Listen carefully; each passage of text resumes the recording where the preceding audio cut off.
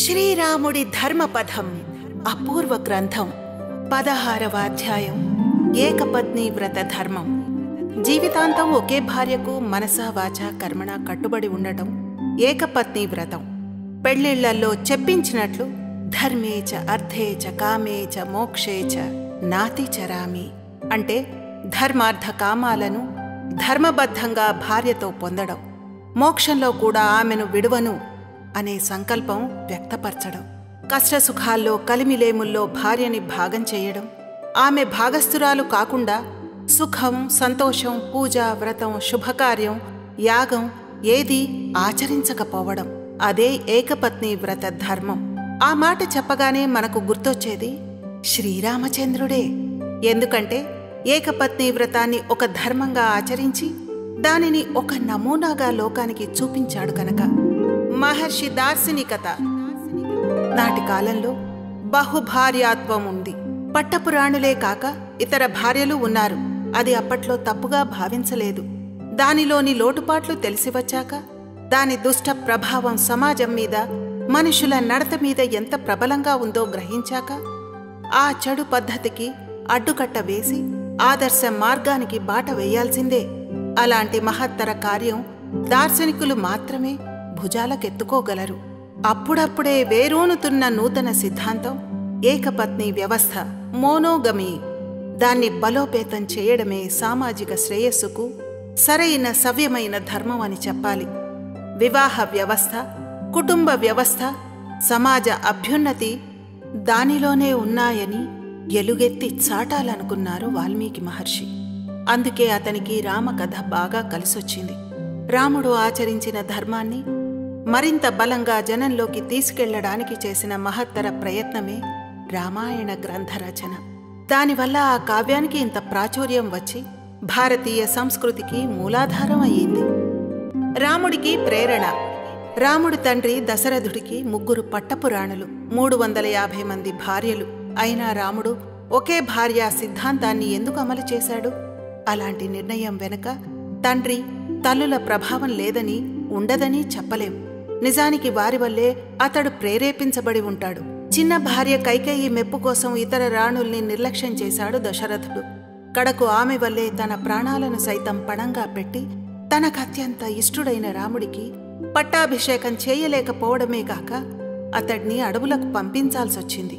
రాముడు కైకసవతి కొడుకవడం, పట్టపురాణిగా పొందలేని గౌరవ మర్యాదలు రాజమాతగా పొందవచ్చని తల్లి ఆశపడిన సంగతి రాముడికి తెలుసు. ఆమె మనసులో పేరుకున్న వేదన తెలుసు. కైకేయి చిన్నచూపుకి విలవిల్లాడుతుండటమూ తెలుసు. తండ్రి కైకేయి ఇంటనే అధిక సమయం గడుపుతున్నాడని తెలుసు. వీటన్నిటికీ కారణం ఒక్కటే, బహుభార్యాత్వం. అందుకని రాముడు బహుభార్యాత్వాన్ని నిరసించాడు. దానివల్ల వచ్చే కష్ట నష్టాలకు దూరంగా ఉండాలనుకున్నాడు. తండ్రిలాగా కాక తన వ్యక్తిత్వాన్ని సంరక్షించుకోవాలనుకున్నాడు. ఆదర్శంగా నిలవాలనుకున్నాడు. మిగతా ధర్మాలతో పాటు ఏకపత్ని వ్రతాన్ని ఒక ధర్మంగా ఆచరించి సంసార జీవనానికి, సామాజిక కళ్యాణానికి ఇదే సరైన ఏకైక మార్గమని గట్టిగా చెప్పాలనుకున్నాడు. బలంగా చెప్పడమే కాదు, ఆచరించి చూపి ఆదర్శమూర్తిగా నిలిచాడు. అహల్య ప్రభావం. పెళ్లికి ముందే అహల్యని కలిశాడు రాముడు. ఆమె కథ విన్నాడు. పరపురుషుడి వ్యామోహానికి క్షణకాలం చెలించి లొంగిపోయినందుకు ఎంతటి మూల్యం చెల్లించాల్సొచ్చిందో కళ్ళారా చూశాడు. స్త్రీ అయినా పురుషుడైనా వివాహ బంధానికి కట్టుబడి ఉండాలని, ఏ ఒక్కరూ కూడా గీత దాటరాదని గ్రహించాడు. ఆ నియమాన్ని భార్య అతిక్రమించడం ఎంత తప్పో అదే పని భర్త చేసినా అంతే తప్పని లోకానికి చాటాలనుకున్నాడు. అహల్య కథ అతడి నిర్ణయాన్ని బలోపేతం చేసి ఉండు. దిక్సూచి రాజయోగి. మామగారైన జనక మహారాజు రాజయోగి. రాజు అయినా యోగిలా బ్రతికాడు. ఎలాంటి లోభాలకు, ప్రలోభాలకు లోను కాకుండా ఇంద్రియాలను తన నియంత్రణలో ఉంచుకున్నాడు. అతని ప్రభావము రాముడి మీద అధికంగా ఉండి ఉంటుంది. ఒక ఆదర్శ మార్గానికది పునాది రాళ్లు పేర్చే ఉంటుంది. రాక్షస ప్రవృత్తి. రావణుడు, వాలి సైతం బహుభార్యలు కలవారే. కామ ప్రధానులే. తామస గుణాన్ని తలపై పెట్టుకుని మోసినవారే. అధర్మ కామం ఎన్ని అనర్థాలకు దారితీస్తుందో వారు జీవించిన తీరే, వారి జీవితాలే నిదర్శనం, గుణపాఠం.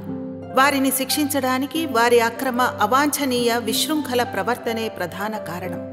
దానికి కళ్ళెం వేయగల శక్తి ఒక్క ఏకపత్ని ధర్మానికే ఉంది. అదే రాముడిని అందరికన్నా ఉన్నత స్థానంలో నిలబెట్టింది, ఆదర్శమూర్తిని పూజనీయుణ్ణి చేసింది. ఒకే పత్ని, ఒకే బాణం, ఒకే మాట. ఇదే రాముడి మతం, మంత్రం. సీతను కళ్యాణమాడాక ఆ జన్మాంతం సీతాపతిగానే ఉండిపోయాడు తప్ప మరొకరిని వివాహమాడలేదు. అంతేకాదు, సీతని తప్ప మరో స్త్రీ వంక కన్నెత్తి చూడలేదు. నీవు నిత్యం స్వభార్యయందే ఆసక్తి కలవాడివి అని ప్రశంసిస్తుంది సీత. అంతకు మించిన సర్టిఫికేట్ ఇంకేముంటుంది? సీత పరిత్యాగానంతరం అయోధ్యను మహారాణి తోడు లేకుండానే పాలించాడు. సీత ఎడబాటు, దుఃఖాన్ని భరించాడే తప్ప మరో స్త్రీ ఆలోచన రానివ్వలేదు. అశ్వమేధ యాగ నిర్వహణకు బంగారు సీతను పక్కన కూర్చోబెట్టుకుని ఆ కార్యం నిర్వర్తించాడు తప్ప మరో వివాహం తలపెట్టలేదు. ఎవరెంత నచ్చ చెప్పాలని చూసినా పట్టిన పట్టు విడవలేదు. తల్లి భూదేవి ఒడిలోకి చేరుకున్న సీతని తిరిగి ఇమ్మని అర్థిస్తాడు, ప్రార్థిస్తాడు. ఆ తర్వాత 10,000 ఏళ్లు అవివాహితుడుగానే ఉండిపోయాడు. అది అతడి ధర్మదీక్ష.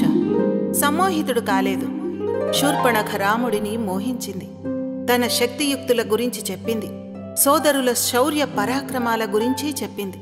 స్వర్గ సౌఖ్యాలను అనుభవిద్దువుగాని రమ్మని కోరింది.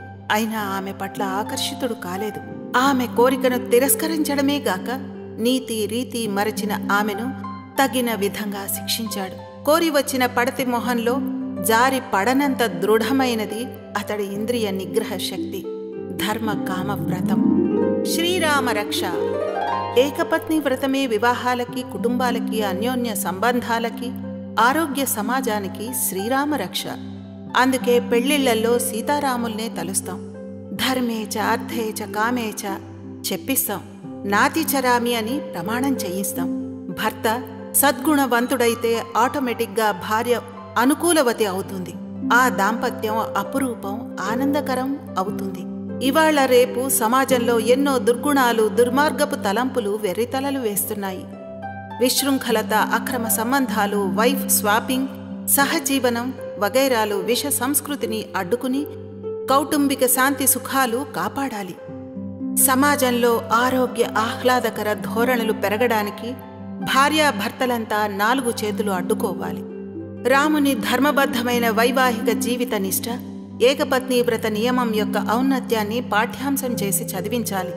అనాదిగా మన సమాజం ఆదరించిన, ఆచరించిన, ఆమోదించిన దాంపత్య సంబంధ పవిత్రత్వాన్ని ఒక్క మాటలో రామాయణం ప్రతిపాదించిన రాముడు ఆచరించిన ఏకపత్ని వ్రత నియమాన్ని శిరసా నమామి అనాలి. నేటికి మనము, మన సమాజము విలువల్ని రామాయణ ధర్మాలతోనే తూస్తున్నామని, బేరీజు వేస్తున్నామని మరవరాదు. అవి అంతగా మన సంస్కృతిలో, మన అణువణువులో కలగలిసిపోయాయి. ఏకపత్ని వ్రతం. దాంపత్య రథానికి ఏకపత్ని వ్రతం ఒక చక్రమైతే ఏకపతి వ్రతం 2వ చక్రం. ఈ వ్రతాన్ని త్రికరణ శుద్ధిగా ఆచరించిన సీతా సాధ్వి గురించి ఇక్కడ చెప్పుకోవడం అవసరం. రాముడిలానే ఆమె సైతం ఆ ధర్మానికి కట్టుబడి ఉంది. అడవి కష్టాలకు కాణాచి అని తెలిసి కూడా స్వర్గమైన నరకమైన అతడితోడిదే అని అతని వెంట వెళ్ళింది. రాజభోగాలు విడవటమే కాదు, బ్రహ్మచర్యం అవలంబించింది. భర్త వ్రతానికి ఎలాంటి భంగమూ కలగకుండా మసులుకుంది. తాపస దీక్షకు సహకరించింది. రావణుడి ఐశ్వర్య సంపదలను, బలగాలను గడ్డిపరకలా తీసిపారేసింది. అతడికి భార్య అయిన మహారాణి భోగాలు అనుభవించే కన్నా అశోకవనంలో ఏకాంతవాస శిక్షే మిన్న అనుకుంది. అందుకే నేటికి ఆరాధ్యనీయమైంది. సాధ్వి సీత సతీత్వం సర్వులకు శిరోధార్యం.